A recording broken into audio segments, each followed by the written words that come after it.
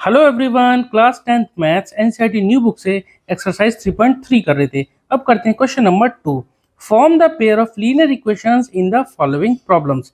तो देखिए, इस क्वेश्चन नंबर 2 में 5 पार्ट दे रखे हैं, तो हमें सभी पार्ट्स को पढ़ के लीनियर इक्वेशंस बनानी है। उसके बाद and find their solution if they exist by the elimination method. अगर सॉल्यूशन एग्जिस्ट करते हैं तब हम उन्हें एलिमिनेशन मेथड से सॉल्व करेंगे। ठीक है, तो पार्ट फर्स्ट देखेंगे।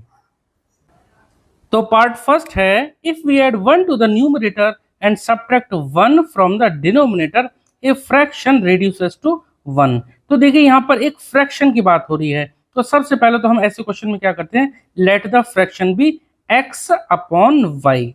ठीक है, अब यहाँ पर क्वेश्चन है, 1 को अगर हम ऐड करते हैं न्यूमरेटर में और 1 को घटाते हैं, सब्ट्रैक्ट करते हैं 1 को अगर डिनोमिनेटर से, तो फ्रैक्शन बन जाता है कितना हमारा 1। तो यहाँ से एक इक्वेशन तो हमारी ये बन जाएगी। चलिए अभी लिखेंगे, पहले हम जरा सेकंड इक्वेशन और जो क्या बनेगी वो और देख लेते हैं। It becomes 1/2 if we only add 1 to the denominator. अगर हम सिर्फ डिनोमिनेटर में 1 ऐड करते हैं तब इक्वेशन बन जाती है हमारी 1/2। तब हमें फ्रैक्शन पता करना है। ठीक है, चलिए अब करते हैं इसे। तो सबसे पहले तो हम लिखेंगे let the fraction be x upon y. ठीक है, let the fraction be x upon y. अब देखिए, फ्रैक्शन है हमारा x अपॉन वाई। ऊपर वाला जो होता है वो न्यूमरेटर होता है, नीचे वाला डिनोमिनेटर। तो फ्रैक्शन मान लिया हमने x अपॉन वाई। अब जैसे कंडीशन दे रखी है कि अगर हम 1 ऐड करते हैं न्यूमरेटर में, तो देखिए x अपॉन वाई था, न्यूमरेटर हमारा ऊपर वाला यानी कि x में अगर हम 1 ऐड करते हैं और डिनोमिनेटर से 1 सबट्रैक्ट करते हैं यानी y माइनस 1, तो फ्रैक्शन बन जाता है हमारा कितना, 1 के बराबर। ठीक है, तो यहाँ से हमारी इक्वेशन बनेगी फर्स्ट। तो इक्वेशन बनाने के लिए चलो हमने यहाँ लिख दिया फर्स्ट। तो क्रॉस मल्टीप्लाई कर देंगे तो देखो क्या बन जाएगा, x plus 1 equal to y minus 1 को भी 1 से मल्टीप्लाई करेंगे तो ये बन जाएगा y माइनस 1। ठीक है, इक्वेशन आ जाती है हमारी x, y को लेफ्ट में ले आओ तो x minus y equal to, यहाँ पर -1 है और ये 1 इधर जाएगा तो ये भी -1 हो जाएगा। कितना आ जाएगा, -2। ये बात आपको समझ में आ गई। इस इक्वेशन को नाम दे देंगे हम इक्वेशन फर्स्ट। अब जरा सेकंड इक्वेशन में जो कंडीशन थी वो क्या थी, चलो पहले तो हमने लिख दिया x अपॉन वाई, जो हमारा फ्रैक्शन था x अपॉन वाई लिख दिया।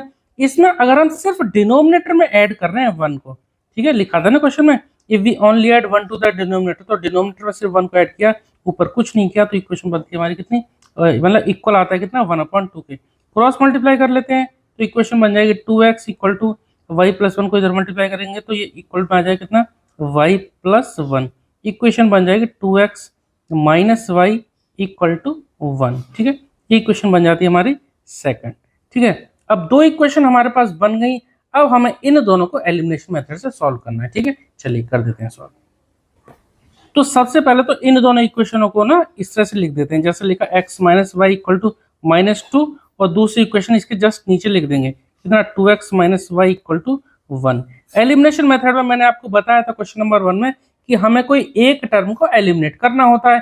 यहाँ पर या तो y को या x को, कोई एक टर्म हमें यहाँ से गायब करनी है, और उसको गायब करते हैं जो जिसका कोफिशिएंट सेम रहेगा। यहाँ पे ये माइनस वाई सेम है, तो इस टर्म को हम आराम से गायब कर सकते हैं। तो हम क्या लिखते हैं, ऑन सबट्रैक्टिंग।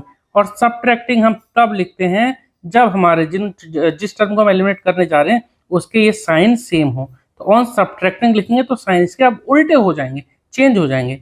प्लस का 2x था, माइनस का हो गया, माइनस का y था, प्लस का y हो गया, और ये प्लस का 1 था, ये हो गया माइनस का 1। ठीक है, अब plus y minus y cancel out हो गया, -2x प्लस x क्या हो गया, एक माइनस का एक प्लस का घटा देंगे तो कितना है, माइनस का x इक्वल टू -2 - 1 माइनस का 3। ठीक है, तो यहाँ से माइनस माइनस कैंसिल आउट हो गए, x की वैल्यू आ जाती है कितनी, 3। अब देखो x की वैल्यू आ गई 3। अब इसको चाहे इसमें चाहे सेकंड वाले में किसी में पुट कर दें, यहाँ से y की वैल्यू और आ जाएगी। ठीक है, तो हम यहाँ लिख देते हैं, now put the value of x इन, कोई सी इक्वेशन जो हम यहाँ लिखेंगे उसी में हम वैल्यू पुट कर देंगे। तो लिख देते हैं, now put the value of x in equation. चलो मैं फर्स्ट में पुट करता हूँ। फर्स्ट इक्वेशन हमारी ये थी, तो देखो क्या आएगा, x की जगह हम पुट कर देंगे 3।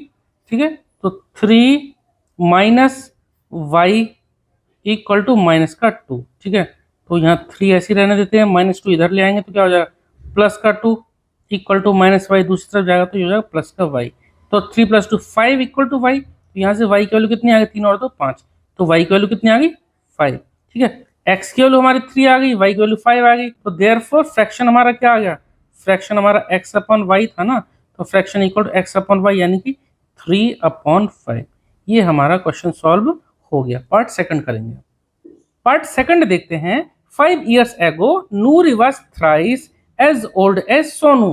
तो देखिए यहाँ 5 साल पहले नूरी की जो एज थी वो 3 गुना थी सोनू की एज से। तो यहाँ पर पहले तो प्रेजेंट एज माननी पड़ेगी इनकी। तो नूरी की एज को मान ले रहे हैं x और सोनू की एज को मान ले रहे हैं y, ठीक है। अब 5 साल पहले की बात हुई है ना, तो दोनों की एज से 5 को घटा देंगे। अब नेक्स्ट कंडीशन दे रखी है 10 years later, 10 साल बाद। अगर प्रेजेंट एज x और y है तो 10 साल बाद दोनों में +10 कर देंगे, ठीक है। क्या हो जाएगा 10 साल बाद, Noori will be twice as old as Sonu. 10 साल बाद जो नूरी की एज है वो 2 गुनी हो जाएगी सोनू की एज की। तो यहाँ पूछा how old are Noori and Sonu. अभी नूरी और सोनू की एज कितनी है, ठीक है। चलिए करते हैं इसे। अब देखिए प्रेजेंट एज को हमने मान लिया, नूरी की प्रेजेंट एज x और सोनू की प्रेजेंट एज हमने मान ली y, ठीक है। अब जो कंडीशन है ना 5 साल पहले, तो यहाँ लिख देते हैं अकॉर्डिंग टू क्वेश्चन। देखो 5 साल पहले नूरी की जो एज थी अभी x है, 5 साल पहले कितनी रही होगी x माइनस 5।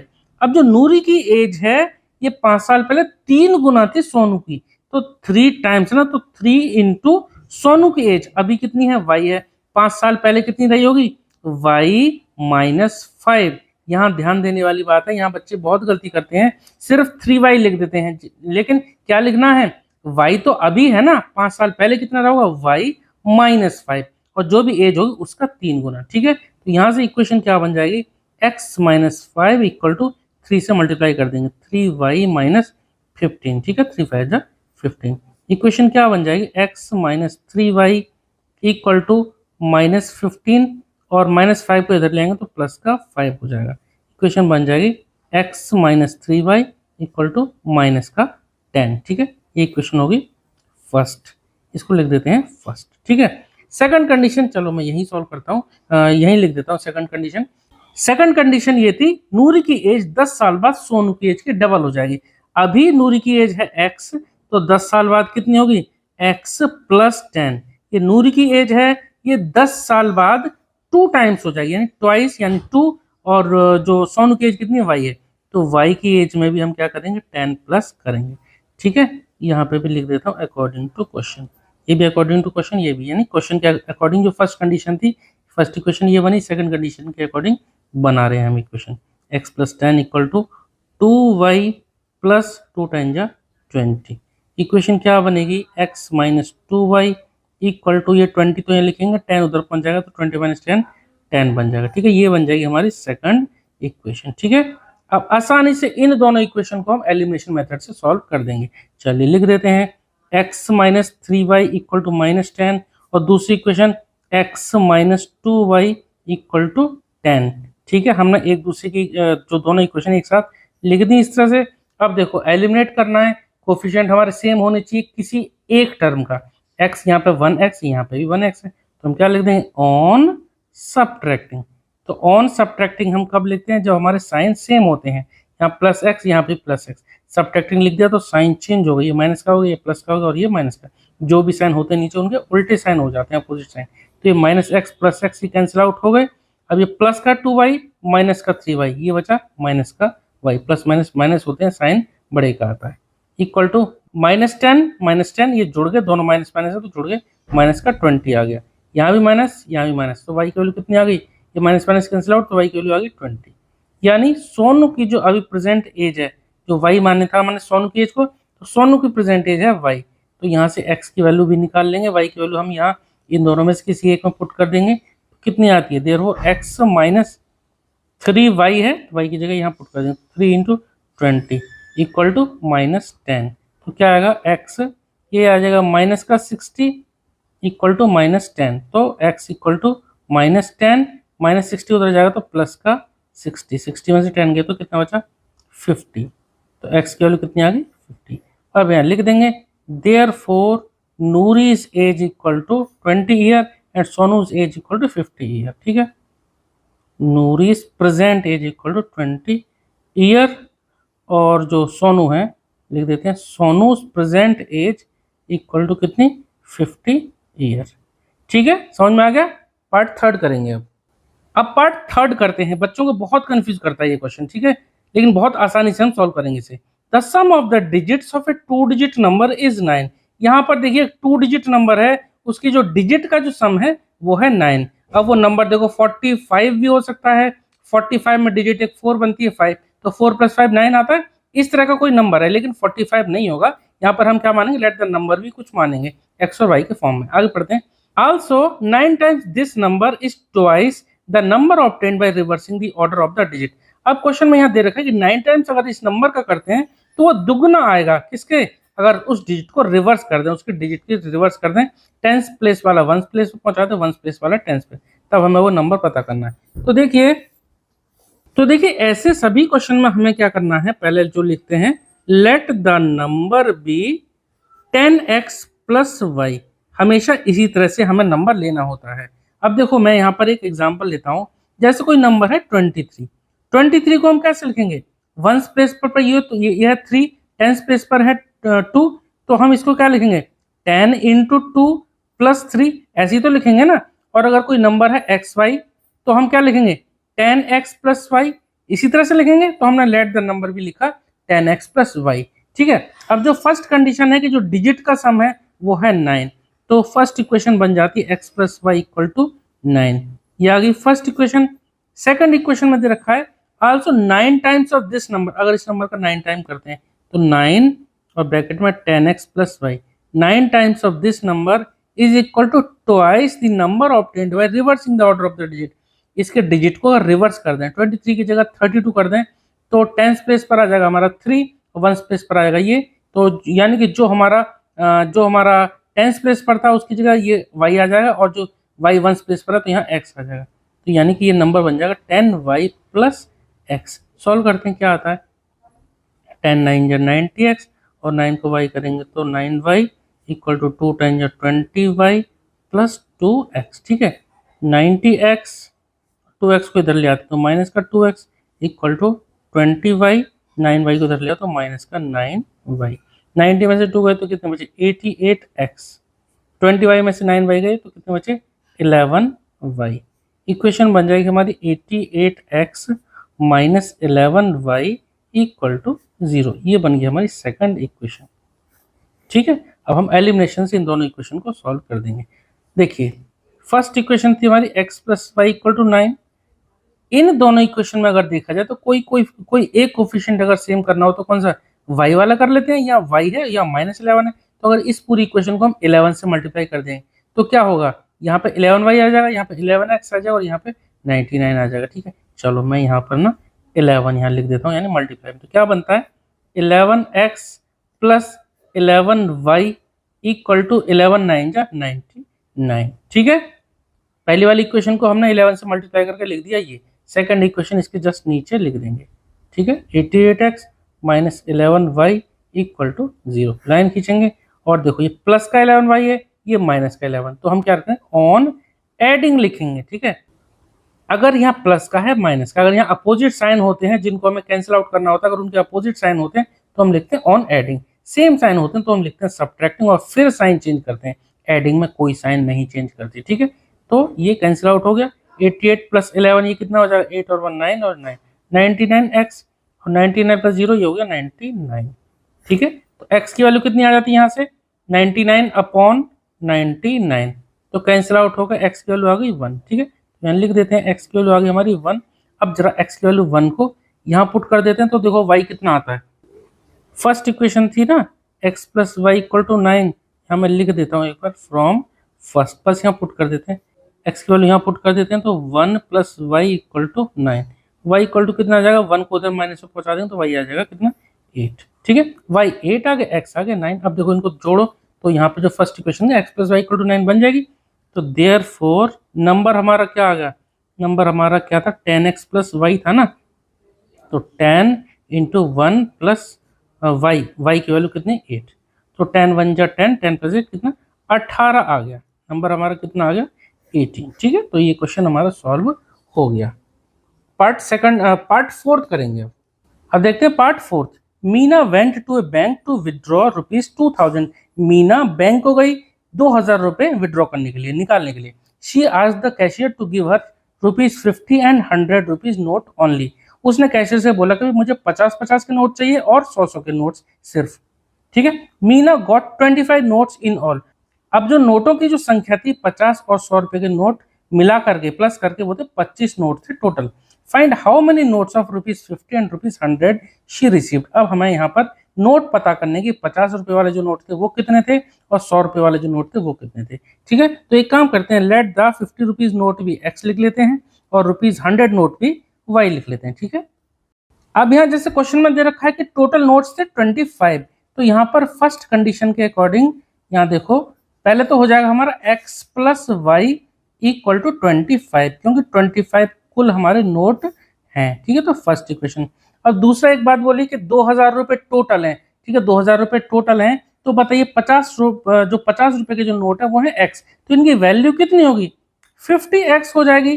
50 रुपए वाले नोट अगर 2 है तो 50 इंटू 2 100 वैल्यू हो जाएगी, 3 है तो 50 इंटू 3, अब x है तो 50 इंटू एक्स, ऐसे प्लस 100 जो रुपीज नोट है वो है y, तो 100y equal to total value दे रखी है क्वेश्चन में कितनी 2000। ठीक है, तो यहां से इक्वेशन हमारी सॉल्व हो जाती है। सॉल्व मतलब इस इक्वेशन को थोड़ा सा आसान कर लेते हैं। देखो ये भी 50 से, ये भी और ये भी, तीनों 50 से कैंसिल आउट हो जाएंगे। तो आपको यहाँ पर एक चीज ध्यान रखनी है कैसे इसको लिखना है। 50 से कैंसिल आउट हो जाएंगे तो 51 या 50 यानी x प्लस 52 जा हो जाएगा 100, 2y इक्वल टू 50 की टेबल में ये देखो 54 जा 200 तो 4 1 0, तो यहाँ से सेकंड इक्वेशन बन गई। ठीक है, ये ट्रिक आप थोड़ा ध्यान रखना। ये फर्स्ट और ये सेकंड इक्वेशन बन गई। आराम से इनको एलिमिनेशन मेथड से सॉल्व कर देते हैं। लिख देते हैं x plus y equal to 25। दूसरी equation x plus 2y equal to 40। क्या करेंगे, लाइन खींचेंगे और ऑन सबट्रैक्टिंग कर देंगे। सबट्रैक्टिंग क्यों, क्योंकि ये प्लस प्लस के हैं दोनों, तो साइन चेंज करेंगे तो ये हो गया माइनस का, ये हो गया माइनस का, ये भी माइनस का। ऑन सबट्रैक्टिंग करा तो माइनस का x प्लस का x ये कैंसिल आउट हो गया, माइनस का 2y प्लस का y ये हो गया माइनस का y इक्वल टू -40 प्लस 25, यहाँ पे बचा माइनस का 15। ठीक है, अब माइनस माइनस कैंसिल आउट होगा तो y की वैल्यू आ जाती है कितनी 15, y की वैल्यू 15 आ गई।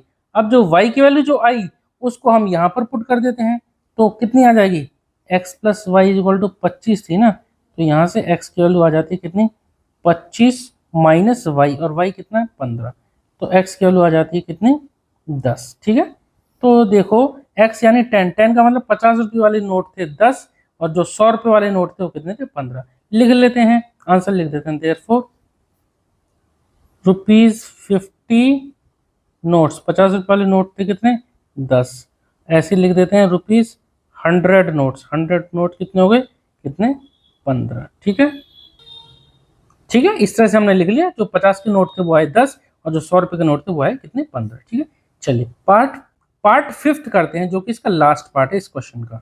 लास्ट पार्ट देखते हैं। A lending library has a fixed charge for the first 3 days. किसी लाइब्रेरी में अगर हम बुक वगैरह लेके आते हैं तो पहले 3 दिन के लिए तो चार्ज फिक्स है, and an additional charge for each day there after.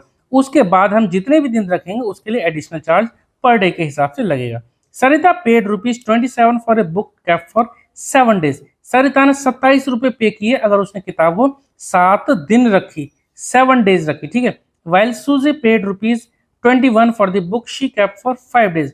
अब सूजी ने 21 रुपीज पे किए और किताब रखी उसने 5 दिन, तब हमें फिक्स चार्ज और जो पर डे चार्ज है एक्स्ट्रा चार्ज है वो हमें पता करना है। तो एक काम करते हैं, जो फिक्स चार्ज है उसको ₹x मान लेते हैं और जो पर डे चार्ज है उसको मान लेते हैं y। ठीक है, अब यहां से कंडीशन देखते हैं। देखो सरिता ने 7 दिन किताब रखी, अब 3 दिन का तो फिक्स चार्ज था, इससे इसका मतलब 4 दिन एक्स्ट्रा रखी ना, तो यहाँ देखो इक्वेशन क्या बनेगी। तो देखो 7 दिन के लिए भाई फिक्स चार्ज जो था x था वो तो है ही है, 7 दिन में 3 दिन का तो फिक्स चार्ज ही चला गया, 4 दिन एक्स्ट्रा रखी तो 4y x प्लस 4y। 7 दिन थे टोटल, उसमें से 3 दिन तो फिक्स चार्ज के घटा दिए तो बचे 4, तो 4 डेज का पर डे के हिसाब से चार्ज लेगा।